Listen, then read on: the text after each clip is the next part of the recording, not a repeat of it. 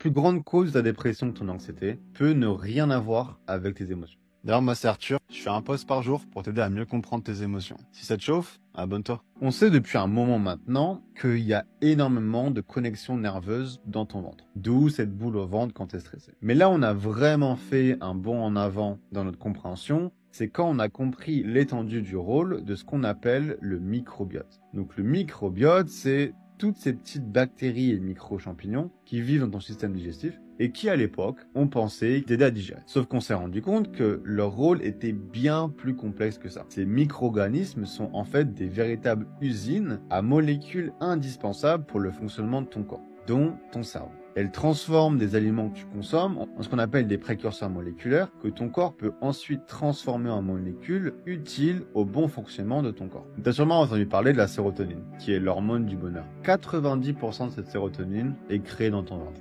Et pour être honnête, c'est tellement récent comme domaine de recherche qu'on n'a aucune idée de l'étendue des mécanismes liés à ces organismes. Par contre, on sait que les gens qui ont détruit ce microbiote, par la malbouffe, mais surtout par des traitements antibiotiques, peuvent subir d'énormes symptômes émotionnels. Et les deux principaux symptômes qu'on remarque chez les personnes comme ça, c'est du stress inexpliqué, donc de l'angoisse et de l'anxiété qui arrivent sans aucune vraie raison, et ce qu'on appelle de l'anédonie, qui est une absence d'émotions positives, même si soumis à des stimulus qui devraient en apporter.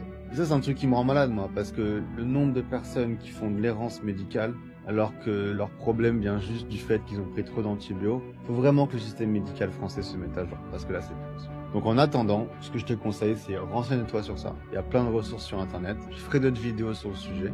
La question qu'on va me poser, bien sûr, c'est comment on en guérit. La réponse est assez simple, c'est la nutrition. Donc t'as pas de médoc magique à prendre, c'est la nutrition de tous les jours qu'il va falloir que t'adaptes pour avoir un microbiote équilibré. Si t'as subi des gros traitements antibiotiques, là, il faut que tu vois ça avec un médecin, parce que la prise de probiotiques, donc des petites bactéries justement pour repopuler ton microbiote, sera nécessaire, mais il faut que tu saches lesquelles, donc c'est un peu plus compliqué. Mais voilà, le but de cette vidéo, c'est vraiment de te faire comprendre que les problèmes émotionnels sont parfois reliés à quelque chose qui n'a rien à voir avec tes émotions. Une raison de plus pour arrêter de croire et de prendre tes émotions au sérieux.